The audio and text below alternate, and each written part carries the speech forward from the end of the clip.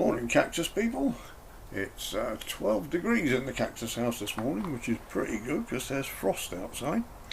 And what we're having a look at today is Parodia scopa succinea, which used to be known as not a cactus, Succinus albispinus.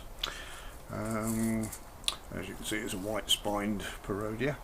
Now, I've been having some problems growing the seeds from this. They've got to a certain stage. I've been trying for many years.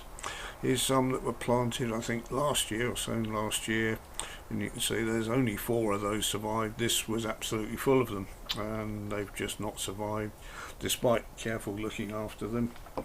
These ones are from the year before. These were in a shallower tray which were also dying off, so I scooped some out and just put them in this deeper tray, which they've done a little bit better in there, as you can see, but very slow growing and not getting away very well.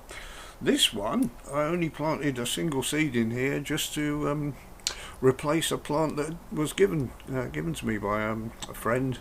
He gave me a little succulent in here which I tried to look after, but it died, so I replaced it with just a seed of it's not a cactus, sorry, Parodia, to see how it would do, and it's done great in there. All you do with this is it's got little holes in the bottom.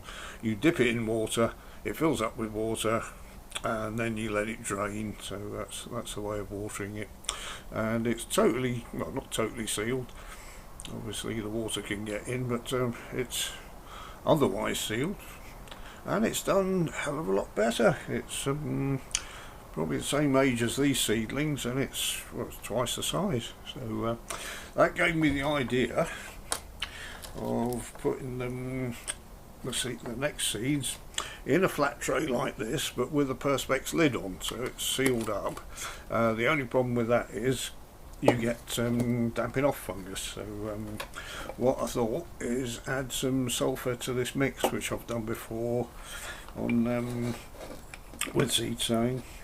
You put a bit of sulphur in with it, and then with your broadwood widger just mix it all in, so you've got a fungicide actually in the potting mix. All this is Ziggy's #1 compost passed through a very fine sieve, so I'll give the seedlings something to get their feet into without fighting all the rocks off.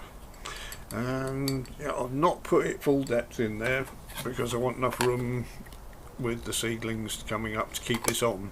That's the whole idea of this. Let's try it in a controlled environment. So first thing we need to do is get the seeds off. We literally hadn't harvested all these seeds from last year because I was getting despondent with the seedlings not coming up very well, and I concentrated on other seedlings instead, so I left these on. Let's get the remaining 4 off, and I think, yeah, there's one in the pot as well which I took off the other day to show someone, and as you can see it's absolutely full of seeds there.